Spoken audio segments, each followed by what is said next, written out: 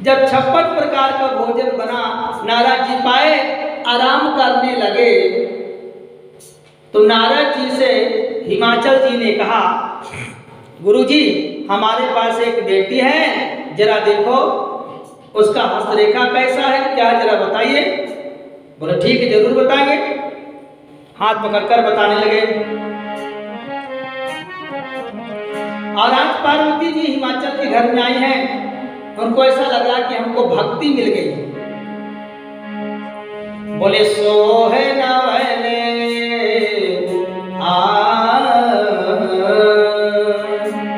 बोले सोहे सैले गिरे जागृहि आए, सोहे सैले गिरे जागृहि आए, सोहे सैले गिरे, सोहे सैले गिरे जागृहि आए, जनु जी राम भगति के पाए, जनु जी राम भगति के पाए, जनु जी राम भगति के पाए। सोह सैल गिर जागृहि आए, जनु जी राम भगति के पाए, जनु जी राम भगति के पाए। हिमाचल जी को ऐसा लगा मानो भगवान श्री राम की भक्ति मुझे मिल गई हो, मेरे साक्षात भक्ति स्वरूपा पार्वती का अवतार हुआ, भक्ति का ही अवतार हुआ। मेरी बेटी भक्ति स्वरूपा, जरा देखो कैसा घर मिलेगा, कैसा वर मिलेगा। नारद जी श्री नारद जी हाथ पकड़ करके देखा और कहा का पति कैसे मिलेगा। बोले अरे आपकी बेटी पार्वती बड़ी सगुण है, सभी गुणों से भरी हुई है। तुम्हारे पार्वती जी का नाम लेकर के कितनी संसार की ऐसी स्त्रियां हैं जो पतिव्रत धर्म की तलवार पे चढ़ जाएंगी। उनका नाम लेकर के, उनके आचरण को देख करके सभी लोग पतिव्रता नारी बन जाएंगी और सहज में ही पति के साथ भवसागर को तर जाएंगी। बोलो श्री सीताराम जी महाराज की। धन्य है पार्वती। और तुम्हारी पार्वती के कारण आपका नाम बहुत बड़ा हो जाएगा, आपका जस फैल जाएगा, आपकी बेटी के कारण आपकी कीर्ति फैल जाएगी, आपकी लोग बड़ाई करने लग जाएंगे।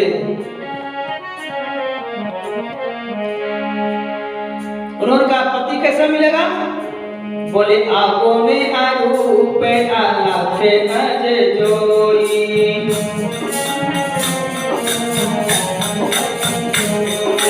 आगो में आमान मातो तो हीना,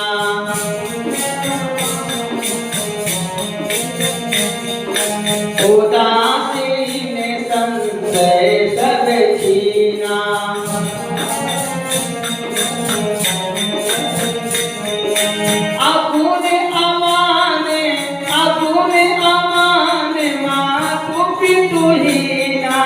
उदासीन संशय सब छीना, उदासीन संशय सब छीना।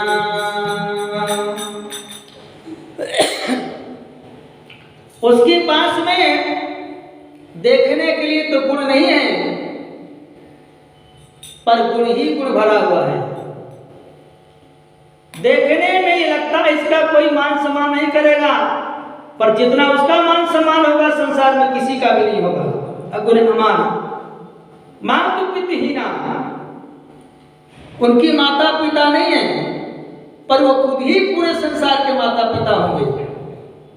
मातु पितहीना, उदासीन संशय सब छीना, सारा भोग वस्तु होते हुए भी उसको छुएंगे नहीं, उदास रहेंगे, भगवान की भक्ति में लीन रहेंगे।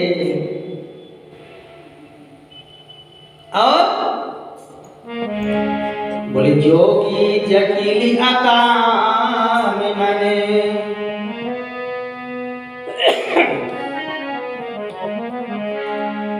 जोगी जटिल अकाम मने, नगन अमंगल बेश, आस स्वामी यही कहाँ मिलही, परिहस्ती असरे, आस स्वामी यही कहाँ मिलही, परिहस्त असरे, अस स्वामी यही कहाँ मिलही, परिहस्त असरे। अर्थात इनका जो पति होगा बहुत बड़ा योगी होगा, बड़ी बड़ी जटाएं होगी, कभी वो हाथी की खाल पहन लेगा तो कभी वो गैंडा की खाल पहन लेगा, कभी मृगशाला पे बैठेगा तो कभी वो बाघंबर पे बैठेगा और खूब भजन करने वाला होगा। स्वामी ऐसा स्वामी को मिलेगा। ये सुनते ही हिमाचल जी तो कुछ नहीं बोले, पर हिमाचल जी की जो पत्नी थी मैना ने कहा देखो जी, मैं ऐसे वर के साथ में विवाह नहीं करूंगी, भले चाहे मेरी बेटी बाबूजी कुंवारी हो जाए, पर मैं ऐसे वर के साथ विवाह नहीं करूंगी। कहाँ आम का फल बबूल के वृक्ष में लगने जा रहा है जहां कांटा है। हिमाचल जी तो कुछ नहीं बोले। तब तक में मैना जी ने कहा गुरु जी कोई और बढ़िया पर बता दीजिए, कोई जरूरी काई नगन धिड़कता वाला ही चाहिए। कहा एक बार और है, शंकर भगवान बोले जब शंकर सन होए विवाहो,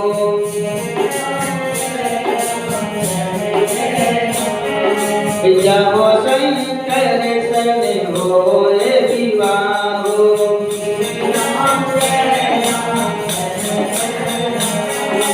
दो सौ गुण सब कहा सब काहो,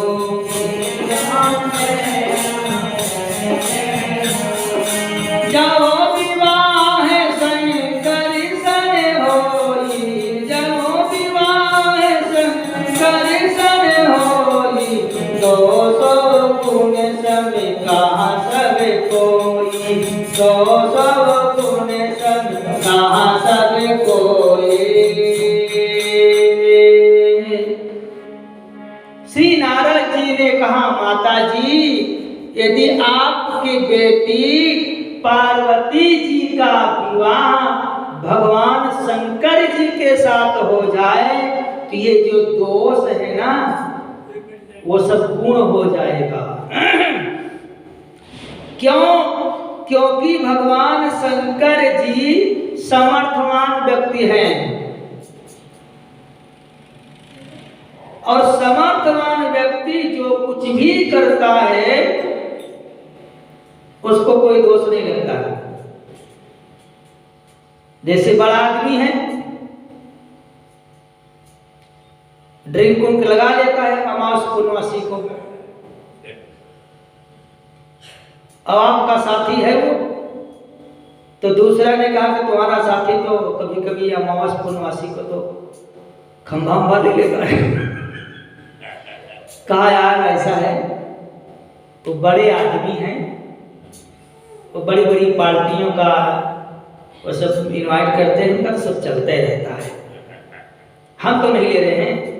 हाँ तुम तो नहीं ले रहे, अब फिर भी उसको लोग पार्टी बुलाते हैं क्योंकि बड़ा आदमी है, समर्थवान है।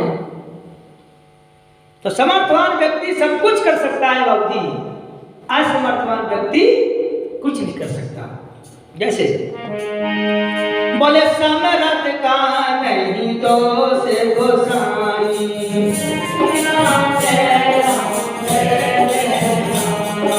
समरथ का नहीं दोष गोसाई।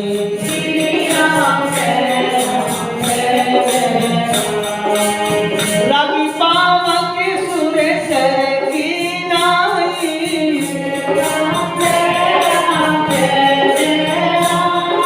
रवि पावक सुरेश की नाई।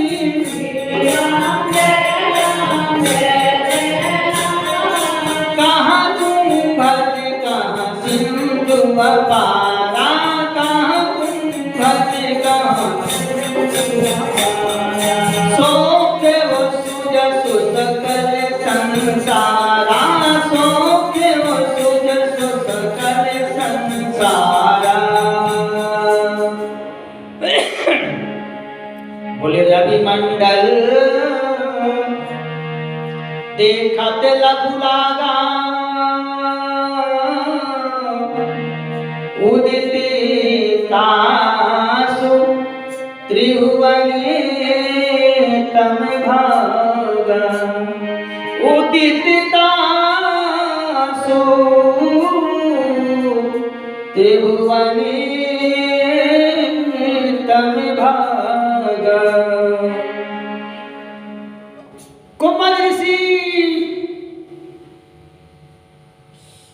अग्निदेव और पवन देव दोनों लोगों ने मिल करके अपने अपने शक्ति को निकाल करके घड़े में रख दिया।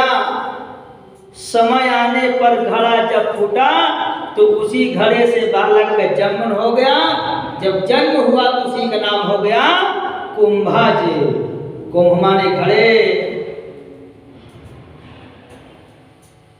घड़े से जन्म इसलिए उनका नाम कुंभज ऋषि। घड़े से ही अमृत जब प्रयागराज में ही एक बूंद छलक करके गिर गया तो तभी से 12 साल के बाद कुंभ लगने लगा। तो महाराज जी कुंभज ऋषि छोटे से हैं, लेकिन समय आने पर उन्होंने समुद्र के पानी को ही पूरा पी लिया। मतलब समर्थवान व्यक्ति सब कुछ कर सकता है। आकाश में सूरज रहता है, चंद्रमा रहता है, अच्छे जगह भी खराब जगह भी रोशनी डालते हैं, लेकिन कोई उनको दोषी नहीं कहता। गंगा जी में अच्छी चीज भी बह जाती है और गंगा जी में भी खराब भी बह जाती है, लेकिन उसको कोई अपवित्र अपनीत नहीं कहता। सब लोग उसको स्नान भी करते हैं और गंगा जलपान भी करते हैं। क्यों? क्योंकि उन सबको वो समाहित करने में उसमें शक्ति है।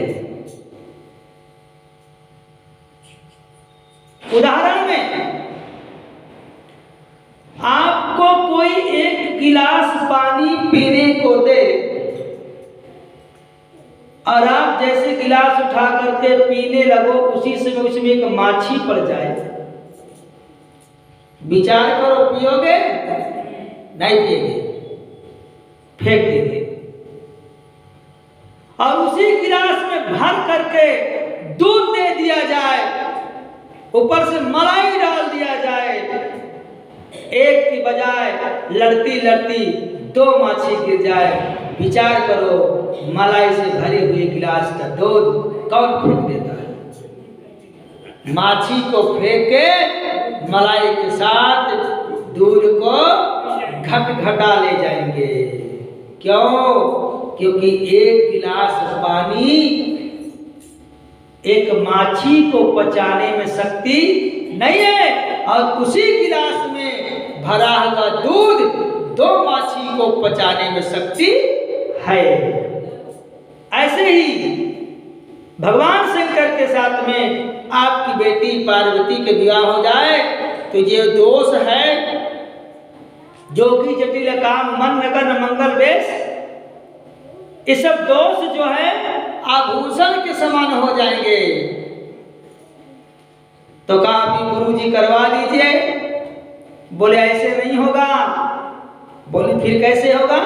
कहा आपकी बेटी जो है जंगल में जाए, घनघोर जंगल में जाए और वहां जा करके वो तपस्या करे, भजन करे, तो अवश्य ही भोलेनाथ जी उसको स्वीकार कर लेंगे। आपकी बेटी पार्वती को स्वीकार कर लेंगे। तपस्या करे, पति मिलेगा, आनंद आ जाएगा। अब पार्वती जी को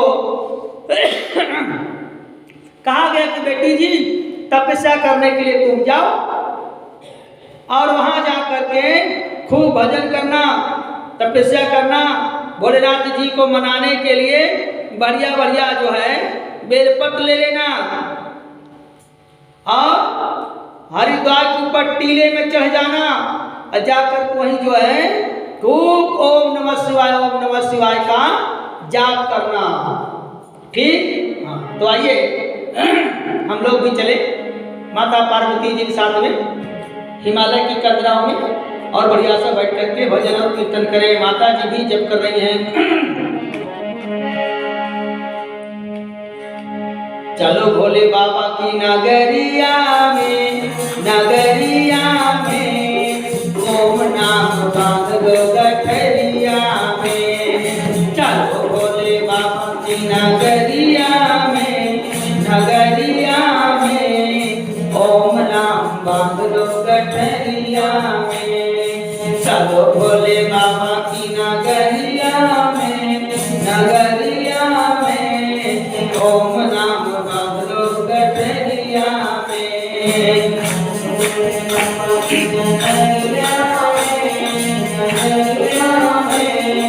ओम नाम बांध दो गठरिया में। हरिद्वार जाके हम भोले को मनाएंगे, हरिद्वार जाके हम भोले को मनाएंगे, हरिद्वार जाके हम भोले को मनाएंगे, हरिद्वार जाके हम भोले को मनाएंगे, भोले को मनाएंगे, दिल से मनाएंगे, भोले को मनाएंगे, दिल से मनाएंगे, भोले को मनाएंगे, दिल से मनाएंगे, भोले को मनाएंगे, दिल से मनाएंगे।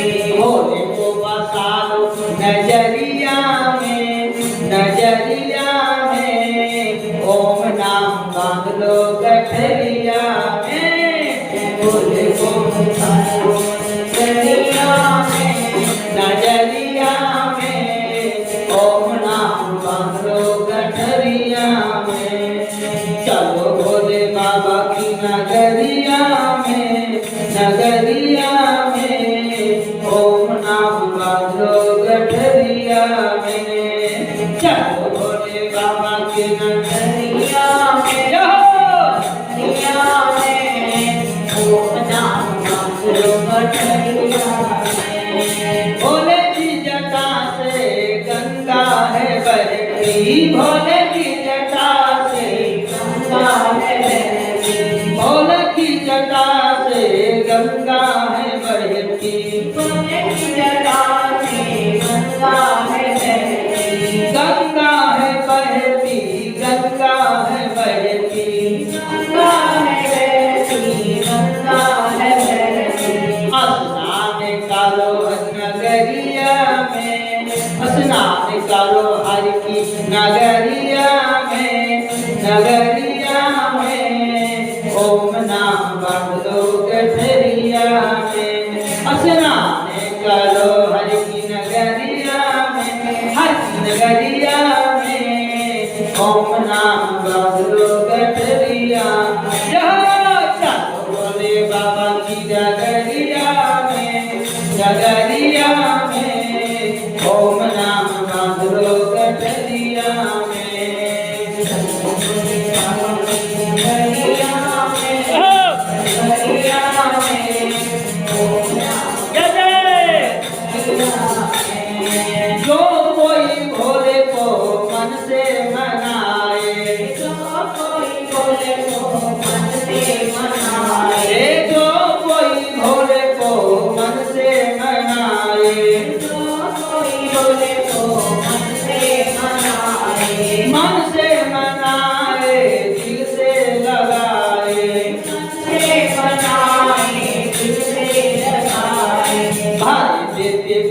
की गठरिया में, गठरिया में ओम नाम बांध लो गठरिया में, ओम नाम बांध लो गठरिया में, गठरिया में चलो भोले बाबा की नगरिया में, चलो भोले बाबा की नगरिया में, नगरिया में ओम नाम बांध लो गठरिया में, ओम नाम बांध लो गठरिया में। इस प्रकार पार्वती माता जी जाकर के घनघोर कठिन तपस्या किया। अब घनघोर कठिन तपस्या किया पार्वती माता जी, तो इनकी तपस्या को देख करके भगवान शंकर जी बड़े खुश हो गए। बोले जाओ तप करई कुमारी तुम्हारी, भाव वो मेटे सकै त्रिपुरारी। देखो भजन में तपस्या में इतनी बड़ी शक्ति है महाराज कि दुख भी आएगा तो भी आपके दरवाजे से टकरा के वापस ही चला जाएगा। हमारे अयोध्या में सरयू किनारे कीर्तन होती है, चित्रकूट में भी कीर्तन होता है, आखिरी सीताराम सीताराम चलता रहता है। तो चित्रकूट में एक बनदेवी आश्रम है। जब आप हनुमान धारा की ओर जाओगे तो बनदेवी आश्रम मिलेगा आपको। तो बनदेवी आश्रम में 30 गांव की पारी रहती है। एक एक दिन कीर्तन करने सब लोग जाते हैं। तो 30 गांव की पारी लगी रहती है कि दिन जाते हैं।